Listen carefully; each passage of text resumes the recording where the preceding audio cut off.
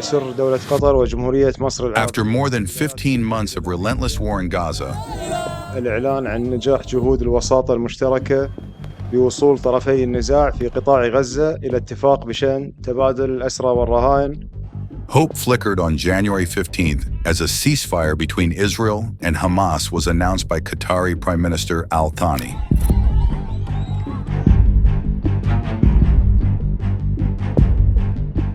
This news swept through Gaza like wildfire, sparking jubilant street celebrations. الحمد لله أن الشعب الفلسطيني باقي ويريد حريته وكرامته ويعيش بالأمن والأمان كباقي الشعوب. Across the border, similar scenes unfolded in Israel. All phase of the deal will come to complete. I don't trust him. However, not everyone welcomed the ceasefire. Some groups took to the streets in protest. Now, a group of Israelis has gathered in West Jerusalem to protest against the ceasefire deal. So what exactly does the agreement entail? Can this truce mark the beginning of lasting peace? Or is it merely a temporary lull in an endless cycle of violence? This will be the last chance for Gaza.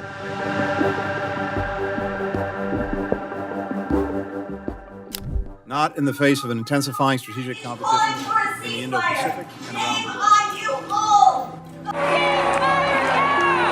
world. Since the escalation of violence on October 7, 2023, calls for a ceasefire in Gaza have continued unabated.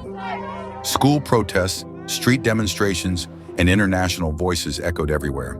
Within Israel as well, pressure on Netanyahu's government increased, with hundreds of Israelis calling for an end to the hostilities.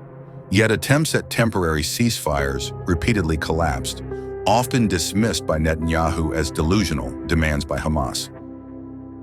Calls for a ceasefire. That will not happen. Peace and security require total victory over Hamas. On December 2nd, U.S. President-elect Donald Trump demanded the release of hostages held in Gaza before January 20th and warned of a heavy price otherwise. I don't want to hurt your negotiation.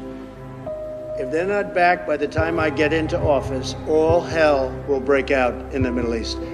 And it will not be good for Hamas, and it will not be good, frankly, for anyone. All hell will break out. Just a few days before the inauguration, on January 15th, it was announced that Israel and Hamas had agreed to a ceasefire in Gaza. Today, Hamas and Israel have agreed to that ceasefire agreement. The announcement didn't please everyone. עד אתמול נחרדתי מהעסקה הזאת. השר בצלאל סמוטריץ' לחבור אליי וביחד לשתף פעולה נגד העסקה המתרקמת. Despite these objections, the Israeli cabinet approved the ceasefire, even though it included the same clauses Israel had previously deemed unacceptable. Framework that we have signed 2 days ago is the same framework that we agreed on in December 23, which is basically 13 months of a waste of negotiating details, has no meaning and doesn't worth any single life that we lost in Gaza. The ceasefire took effect on January 19th. The Israeli army persisted in attacking Gaza right up until the final moments. Civilians were targeted by snipers.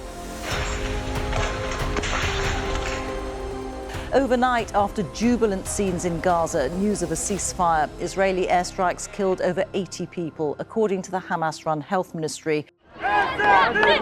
According to the terms of the agreement, during the 6-week first phase, Hamas will release 33 hostages in exchange for hundreds of Palestinian prisoners held in Israeli jails.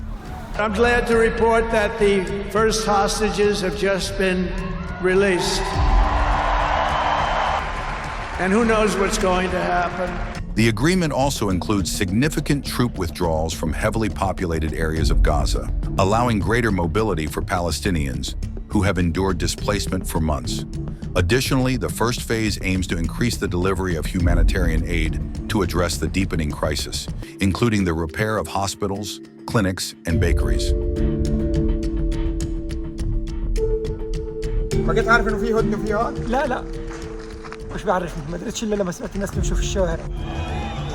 If successfully implemented, the second phase will see Hamas release all surviving prisoners, including Israeli soldiers.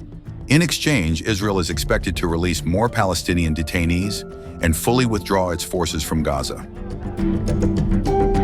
The third and final phase covers Gaza's reconstruction, with Hamas expected to hand over the bodies of hostages who died in captivity in return for a plan for rebuilding the Strip from Israel.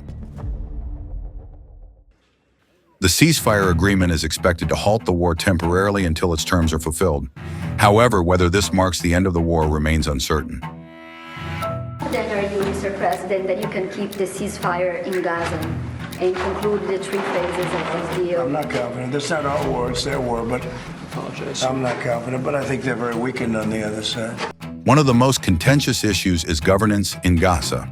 One of Israel's main war objectives was to destroy Hamas military and administrative capabilities. Despite Israel's severe damage to its infrastructure, Hamas retains the capacity to operate and regroup, a fact even acknowledged by U.S. officials. We assess that Hamas has recruited almost as many new militants as it has lost. Hamas and Israel have gradually implemented a prisoner exchange deal.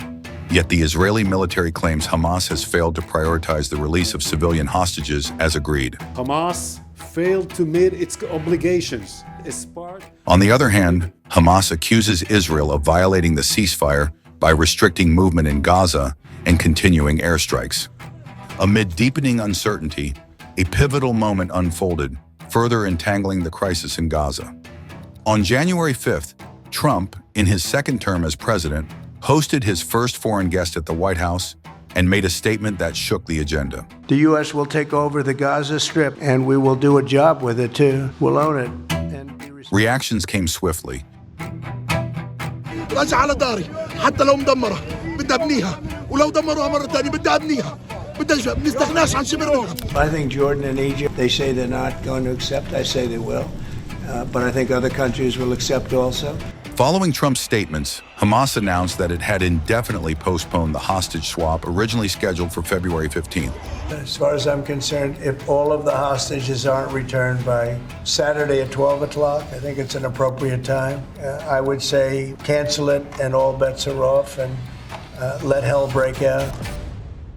Hopes for a ceasefire gave way to anxiety. It remains unclear how the U.S. will attempt to displace Palestinians who are determined to stay in their homes. من هين لين تقوم القيام هذا وطننا مش مترحلحين احنا من هين ولا قايمين ولا رايحين ولا جايين احنا قاعدين